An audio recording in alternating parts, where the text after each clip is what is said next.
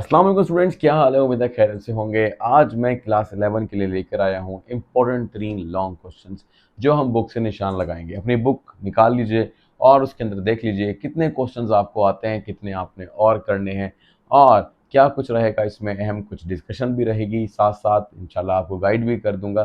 तो काफ़ी सारा सिलेबस जो ऑलरेडी आप कर चुके हैं वो काफ़ी है। मतलब असल में बुक काफ़ी बड़ी है और आपकी तैयारी काफ़ी बच्चे जैसे बता रहे हैं इतनी अच्छी नहीं है। तो बहरहाल मैं कोशिश करूँगा कि आपको देखो, ये तो बात सही है ना कि हमारे पास कुल 5 जो है ना वो पेयर्स हैं। उनमें से आपने 3 पेयर लाज़मी करने हैं क्योंकि वो आपने एग्ज़ाम में लिखने हैं। तो 3 पेयर को पहले अच्छी तरीके से तैयार करें और उसके बाद अगर आपके पास गुंजाइश बचती है तो 4th पेयर पर भी आ जाएँ। बहरहाल मैं आपको पाँचों पेयर्स की जितनी आपके पास पेयर्स हैं लॉन्ग क्वेश्चन के, वो मैं आपको सारे के सारे बता दूंगा। ऑन एवरेज कुछ चैप्टर बड़े हैं तो 5 एक लॉन्ग क्वेश्चन बन जाएंगे, कुछ छोटे हैं तो 4, ठीक है, कुछ चैप्टर से हो सकता है 3 लॉन्ग क्वेश्चन भी हों। तो इस तरीके से मिलाकर अगर आप खुद सोचो तो आपके पास मैक्सिमम अगर आप 6 चैप्टर करते हो 3 पेयर के लिए तो आपके पास हो सकते हैं कि अ, अगर 3 की एवरेज, चलो 4 की एवरेज लगाएं तो 24 लॉन्ग क्वेश्चन हो सकते हैं। अगर आप 24 लॉन्ग क्वेश्चंस को विद द टाइम, यानी 2-2 3-3 लॉन्ग क्वेश्चन कुछ याद भी होंगे तो 2-2 3-3 लॉन्ग क्वेश्चन साथ लेकर चलोगे तो इंशाल्लाह कुछ दिनों के अंदर ही आपके लॉन्ग क्वेश्चन भी कंप्लीट हो जाएंगे। इससे पहले मैंने शॉर्ट क्वेश्चंस के बारे में आपको बता दिया था कि कौन से इंपॉर्टेंट शॉर्ट होंगे। अच्छा, काफ़ी बच्चों के सवाल आ रहे थे कि सर इंपॉर्टेंट शॉर्ट जो हैं वो फिर हमें वही करने हैं जो आपने बता दिए हैं। वो मैंने बेटा एक्सरसाइज से बता दिए, वो वाकई मोस्ट इंपॉर्टेंट है, उनको आपने अच्छी तरीके से करना है। जो बच्चे नए ज्वाइन कर रहे हैं उनके लिए डिस्क्रिप्शन में लिंक में डाल दूंगा या इस वीडियो के आखिर के अंदर आप वहाँ शॉर्ट क्वेश्चन पर जा सकोगे, ठीक है। और सब्सक्राइब ज़रूर कर लो ताकि मोर यूज़फुल इन्फॉर्मेशन आपको मिल सके।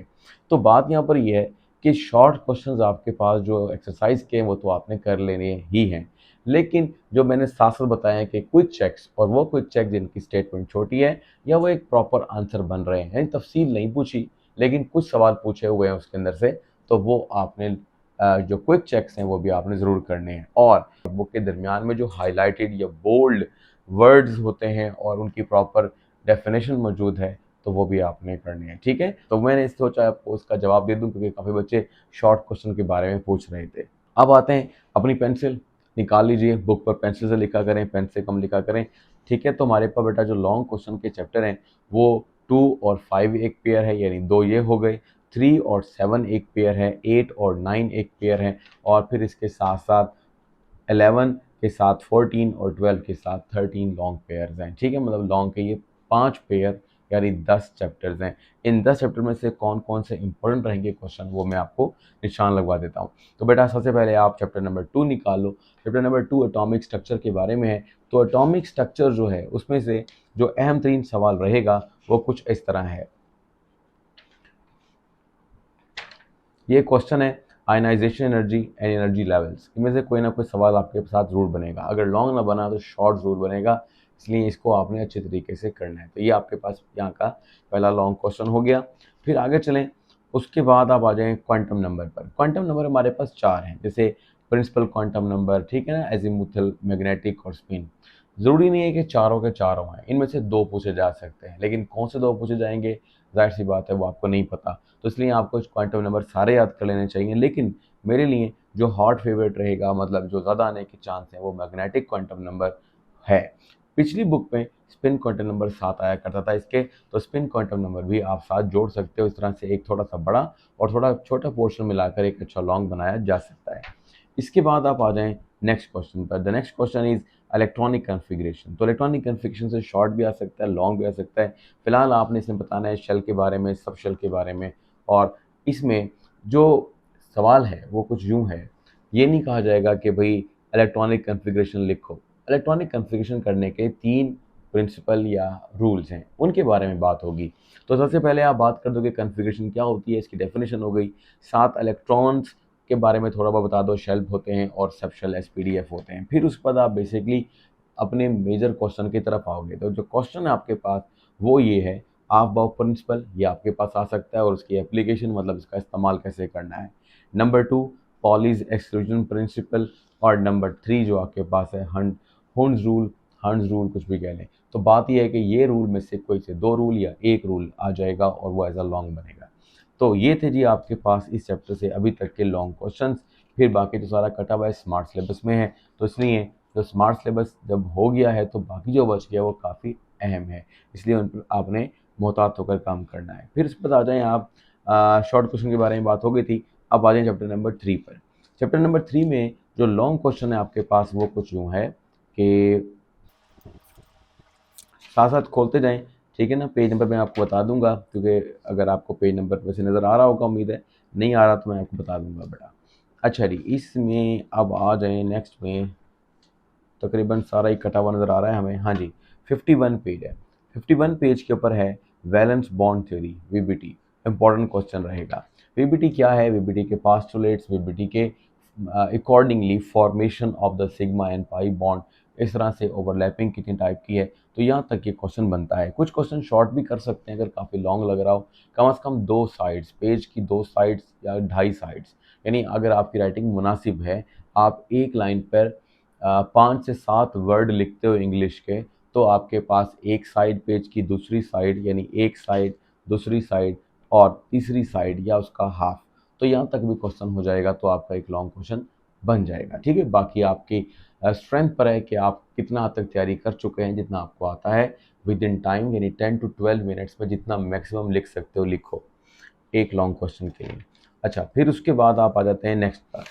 अच्छा, नेक्स्ट आ जाते हैं पेज नंबर 53, तो हो गया एटॉमिक ऑर्बिटल हाइब्रिडाइजेशन।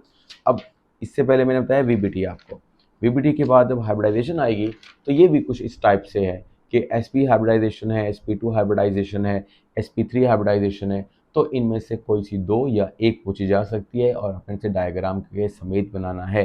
जैसे सपोज कीजिए sp हाइब्रिडाइजेशन काफ़ी मतलब इसमें अहम है, लेकिन इसमें कार्बन शामिल नहीं है एक्चुअली। अगर एक कार्बन होता तो ये सबसे ज़्यादा हॉट फेवरेट बन जाता। तो बहरहाल आप sp3 को इस वक्त फेवरेट बना लो, ठीक है, ये आपने ज़रूर करना है। और स्पेशली जो मीथेन मॉलिक्यूल है उसके स्ट्रक्चर के बारे में आपको पता होना चाहिए। फिर है जी नेक्स्ट क्वेश्चन। नेक्स्ट क्वेश्चन में ये बेटा आपने कोशिश करनी है, ये जो जो पॉइंट है ये आपके एमसीक्यूज़ और शॉर्ट क्वेश्चन के लिए भी अहम रहेंगे, स्पेशली एमसीक्यूज़ के लिए।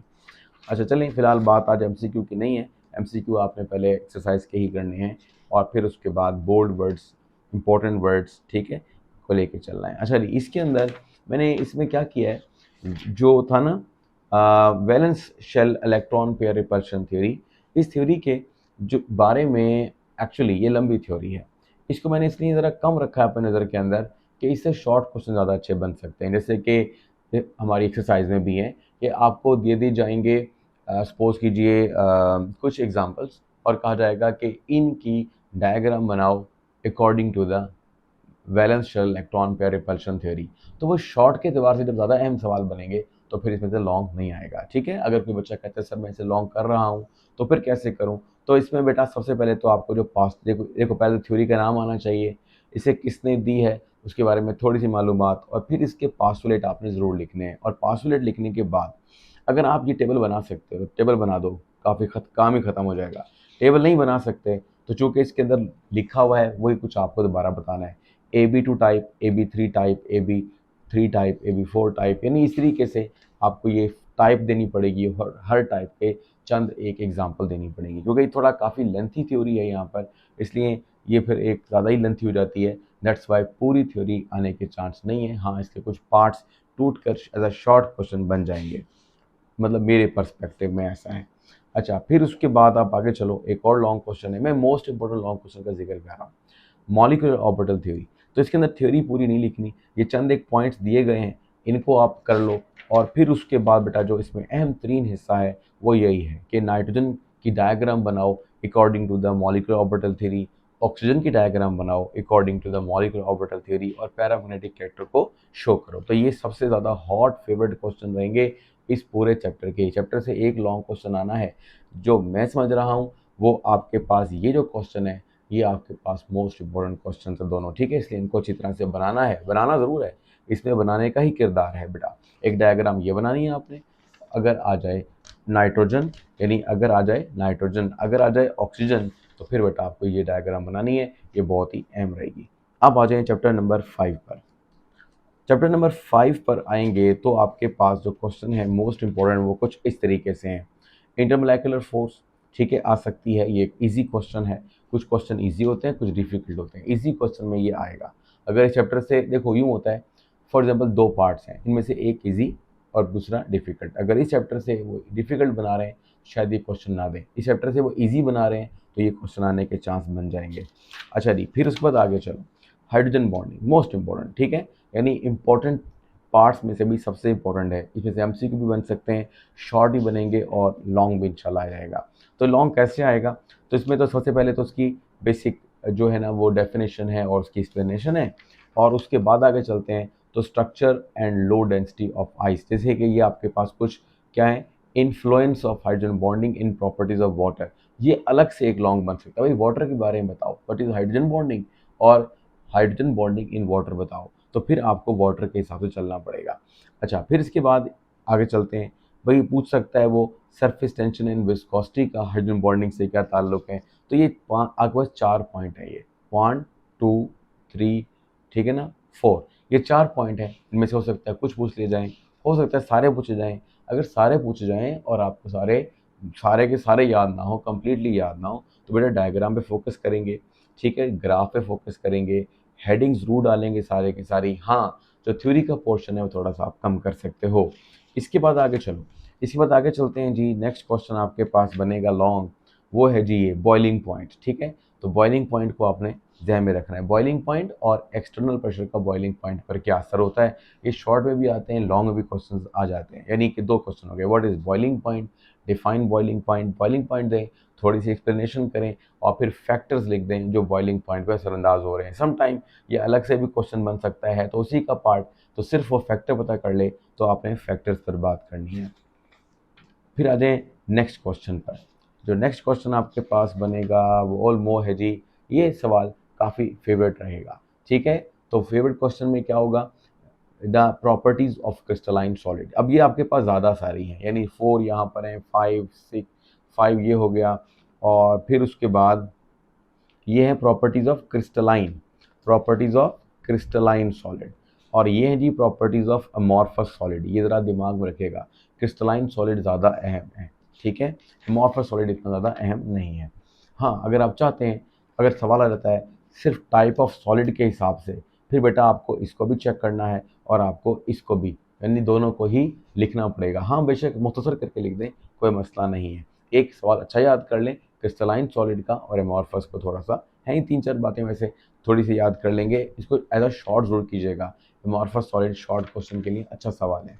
फिर अगला question next, liquid crystal, liquid crystal क्या है और वो किस किस काम आता है, यूजेस, ठीक है, what is liquid crystal, write down its application, और सम टाइम पिछली बुक के अंदर एप्लीकेशन या यूजेस अकेले भी लॉन्ग के तौर पर आया करते थे, लेकिन यहाँ पे इतने ज़्यादा एप्लीकेशन नहीं लिखी हुई हैं, तो बस आप क्रिस्टलाइन सॉलिड को डिफाइन करें, उसके बारे में थोड़ी सी एक्सप्लेनेशन दें और फिर उसके यूजेस के बारे में बता दें, तो आपका लॉन्ग क्वेश्चन मुकम्मल हो जाएगा। अब आ जाए क्वेश्चन नंबर 7 पर। अब क्वेश्चन नंबर 7 पर, सॉरी, चैप्टर नंबर 7 पर, चैप्टर 7 में अगर आप आते हैं तो यहाँ पर जो लॉन्ग क्वेश्चन बनेगा, लेकिन मैं देख लूँ कि आपके पास चैप्टर 5 से कोई सवाल रह तो नहीं गया, हमने आखिर तक देख लिया था जी, देख लिया था, ठीक है जी। अब आ जाएं 7 पर। अब 7 पर आ जाते हैं, चैप्टर 7 में सबसे पहला जो क्वेश्चन बनेगा, ये 141 से आगे चलेंगे, तो यहाँ पर आपके पास कुछ क्वेश्चंस हैं। ये सवाल अच्छा सवाल था, कोरियन थ्योरी, लेकिन छोटा है इसलिए आने के चांस कम है, शॉर्ट में अच्छा बनेगा ये। अच्छा जी, नेक्स्ट आप ज़रा समय पलट लें, जो अहम तरीन सवाल होंगे वो मैं आपको बता देता हूँ। ये मेजरमेंट ऑफ कंसंट्रेशन है, ज़्यादा अच्छा सवाल नहीं है, ठीक है, अच्छे से मुराद है ज़्यादा अहम सवाल नहीं है, पर ये लॉन्ग के एतबार से आइडियल है। मतलब कुछ क्वेश्चन ऐसे होते हैं जिनके अंदर काफ़ी हेडिंग्स होती हैं और वो इतने बड़े होते हैं जो एग्ज़ाम के हिसाब से ठीक होते हैं। तो कुछ क्वेश्चन, जैसे मैंने वेस्पर थ्योरी के बारे में बताया, बहुत ही लंबा था, तो इसलिए मैंने उसको निकाला है, लेकिन कुछ क्वेश्चन एग्जाम के हिसाब से काफ़ी ठीक होते हैं, तो वो क्वेश्चन में से ये क्वेश्चन है। इसमें फिजिकल मेथड और केमिकल मेथड्स हैं मेजरमेंट के लिए, तो ये आपके पास यहाँ तक हेडिंग वाइज अच्छा क्वेश्चन बनेगा, ठीक है। फिर है जी factors affecting the chemical reaction, इसके अंदर भी कुछ फैक्टर्स हैं जैसे कंसंट्रेशन, टेम्परेचर, ये भी एक लॉन्ग क्वेश्चन के तौर पर रखें। फिर एक और लॉन्ग क्वेश्चन है क्रिस्टल, अपना कैटलिस्ट, ये फेवरेट क्वेश्चन रहेगा चैप्टर का, ठीक है। इसके अंदर जो कैटलिस्ट है वो क्या है, उसके बारे में सारी मालूमात, उसके डालने से क्या होता है और उसकी टाइप्स, फेवरेट क्वेश्चन है ये इस चैप्टर का। अच्छा, फिर उसके बाद आगे चलें, आगे टाइप्स ऑफ रिएक्शन ऑर्डर, इसका क्या होगा, इसमें आपको याद करना है जीरो ऑर्डर रिएक्शन और उसकी एग्जांपल, फिर फर्स्ट ऑर्डर रिएक्शन उसकी एग्जांपल, इस तरह सबकी एक एक एग्जांपल कर लीजिएगा। ये सवाल भी एक तरह का फेवरेट क्वेश्चन है, दो इंपॉर्टेंट और फेवरेट क्वेश्चन मैंने आपको बताए हैं। अच्छा, फिर उसके बाद ख़त्म हो गया तकरीबन ये, और अब चले जाएँ आगे नेक्स्ट चैप्टर पर। नेक्स्ट चैप्टर तकरीबन 8 बनेगा, तो 8 क्वेश्चंस के 8 चैप्टर के जो क्वेश्चंस हैं वो कुछ यूँ हैं। अब कहेंगे सर सारा ही गुजार दिया, बस क्वेश्चन कुछ इस तरह से आइडियली नहीं बन रहे। हाँ जी, ये क्वेश्चन आ रहा है, मोस्ट इंपॉर्टेंट फेवरेट क्वेश्चन रहेगा इस चैप्टर में, that is Le Chatelier's principle. Le Chatelier principle के बारे में आपको सारा लिखना है। एक बड़ा क्वेश्चन है, थोड़ा छोटा भी कर सकते हैं, जब मैंने इसे पढ़ाया था तो वहाँ पर इसको आप देख सकते हो, मैंने कुछ किस तरह समझाया था, तो वहाँ पर मतलब मालूमात मैंने सारी दी हुई है। जो बच्चे मुझे फॉलो कर रहे हैं और साथ साथ देख रहे हैं शुरू से, तो बेटा मैंने उनको जो लॉन्ग क्वेश्चन के सारे चैप्टर थे ख़त्म करा दिए, शॉर्ट के हिसाब से सिर्फ एक चैप्टर पढ़ा है और वो चैप्टर नंबर 14 है। वो इतना ईजी है, आप खुद भी रीड करोगे तो आपको आ जाएगा, लेकिन कोशिश करूँगा कि चंद एक दिन तक आपको वो भी अब साथ के साथ दे दूँ। अगर आपकी तैयारी नहीं है तो चैप्टर 14 से कर लेंगे, अदरवाइज़ आपका 85 का पूरा पेपर हल हो जाएगा, जहाँ तक तैयारी मैंने पूरी करवाई है आपको। अच्छा, फिर उसके बाद आ जाते हैं आगे। आखिर में ये भी बताऊँगा कि आपने यही क्वेश्चन करने हैं, किसी के दिमाग में आ रही है ये बात, या इसके अलावा भी करने हैं या इतने काफ़ी हैं, तो ये सारा जवाब मैं आपको दे दूँगा। अच्छा, इसके बाद क्या है जी, ली शटल प्रिंसिपल जैसे मैंने कहा सबसे अहम क्वेश्चन रहेगा। फिर नेक्स्ट क्वेश्चन पर तकरीबन देखें, जब यही क्वेश्चन सबसे ज़्यादा अहम है इसके अंदर। ये क्वेश्चन कहाँ से शुरू होता है? यहाँ से शुरू होता है, ये भी इसका हिस्सा है, ये भी इसका हिस्सा है, ये भी इसका हिस्सा है।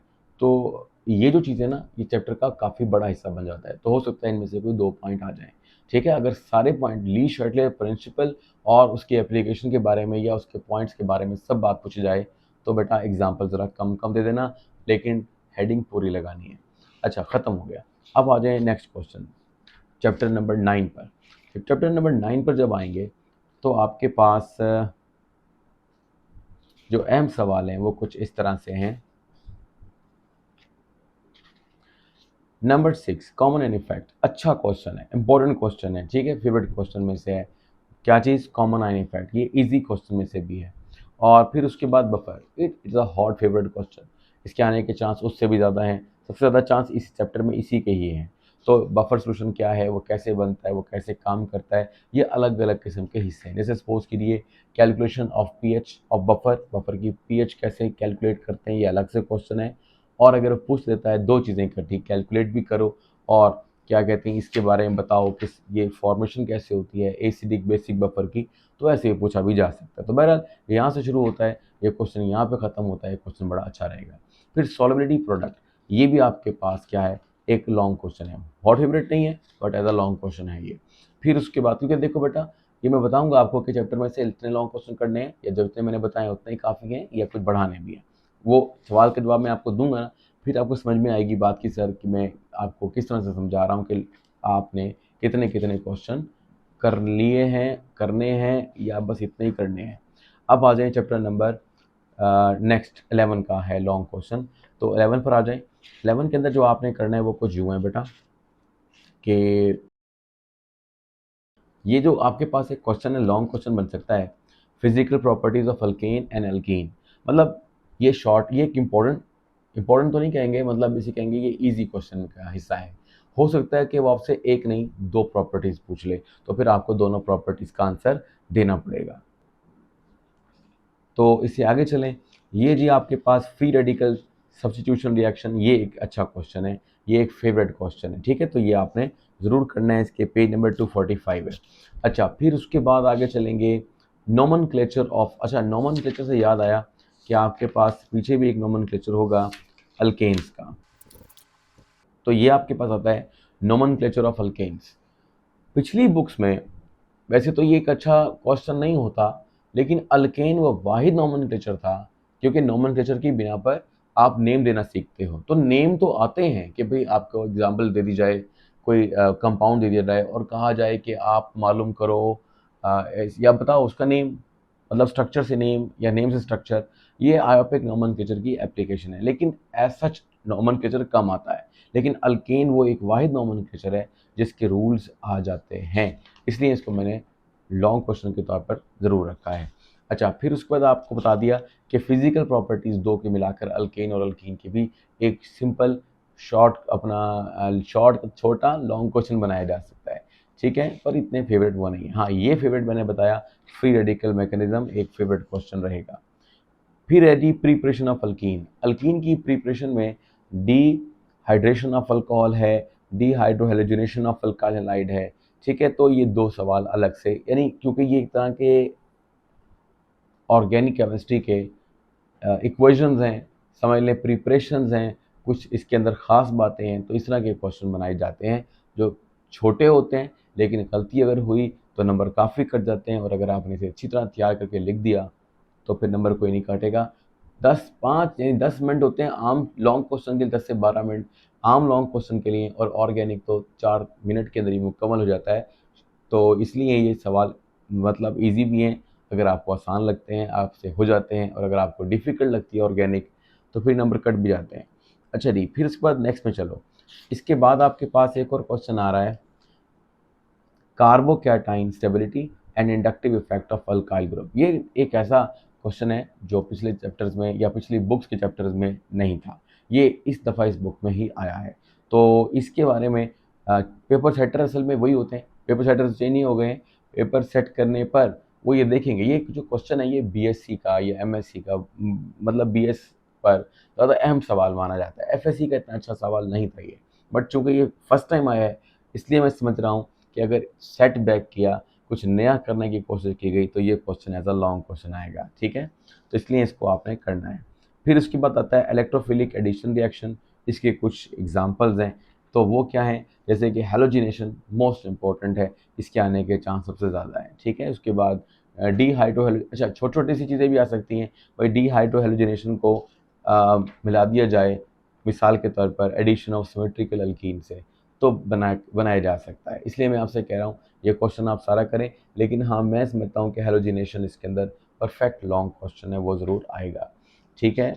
उसके बाद ये चल रहा है सारा कुछ, ठीक है। नंबर 3 हाइड्रोजिनेशन हाइड्रेशन, बाजू के सवाल ऐसे भी होते हैं, जैसे उन्होंने पूछा कि भाई अल्कीन्स की रिएक्शंस करो अपनी मर्जी के एनी 4, अपनी मर्जी के एनी 3, तो भी आपने अगर 3 4 याद किए फिर भी आपसे हो जाएंगे, ठीक है। तो आपकी मर्जी, जब ज़्यादा पॉइंट्स आ जाते हैं तो वो कह देते हैं एनी 2 एनी 4, छोटे छोटे हों तो एनी 4, बड़े हों तो एनी 2। तो इस तरीके से आपके लॉन्ग क्वेश्चन मुकम्मल हो जाते हैं। इसके बाद आप आगे चलो।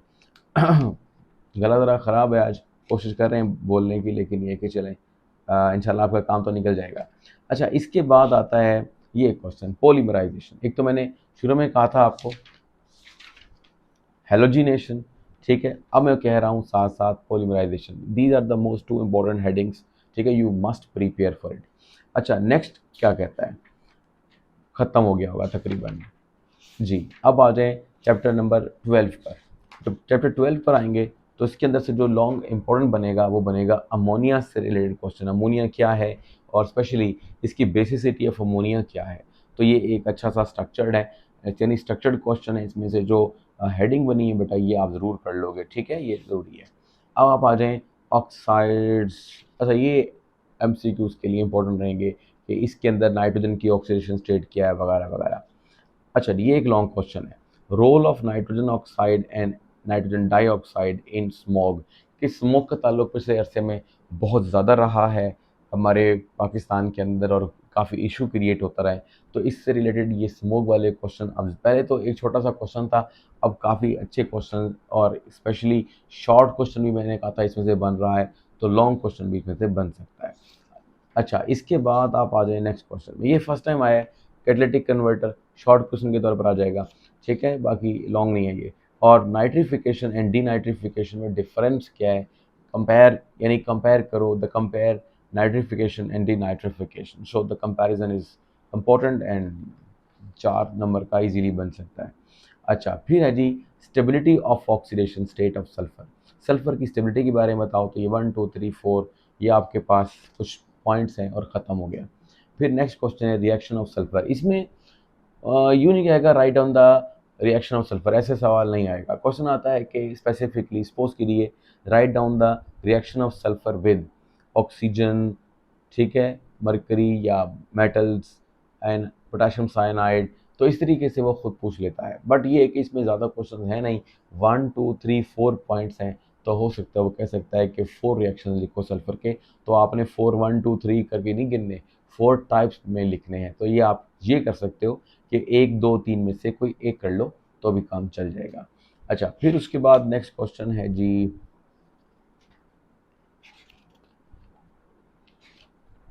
खत्म। फिर आ जाएं चैप्टर नंबर 13 पर। चैप्टर 13 पर जब आप आएंगे तो चैप्टर 13 पर लॉन्ग क्वेश्चन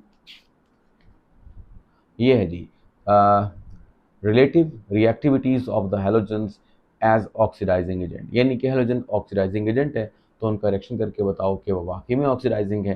तो इस तरह से वो हर जगह पे ऑक्सीडेशन कर रहे हैं, तो ये क्वेश्चन है। और फिर इसके बाद यार ये ज़्यादा फेवरेट क्वेश्चन नहीं था, बट ये एक क्वेश्चन ज़रूर है। फिर number next, reactions of the halogen with the hydrogen, तो ये आपके पास ये भी क्वेश्चन है। असल में इस चैप्टर में इतना अच्छा क्वेश्चन है नहीं, तो ज़बरदस्ती कोशिश कर रहे हैं क्योंकि इसमें से लॉन्ग क्वेश्चन आना भी है। अच्छा, फिर उसके बाद आगे चलो, आगे चलते जाओ। ये सवाल ज़्यादा फेवरेट रहेगा, ठीक है। ये सवाल कौन सा, use of chlorine in the water purification, ठीक है। और ये सवाल मुनासिब भी है, सही है, इसके आने के चांस ज़्यादा है। अच्छा, फिर आते हैं चैप्टर नंबर 14 पर। 14 चैप्टर में भी ज़्यादा मतलब अहम लॉन्ग क्वेश्चन नहीं है क्योंकि चैप्टर छोटा सा भी है और ज़्यादा अच्छे स्ट्रक्चर भी नहीं है। अच्छा, जब स्ट्रक्चर अच्छा नहीं होता ना, तो ये नहीं है कि एग्जामिनर सवाल नहीं देगा।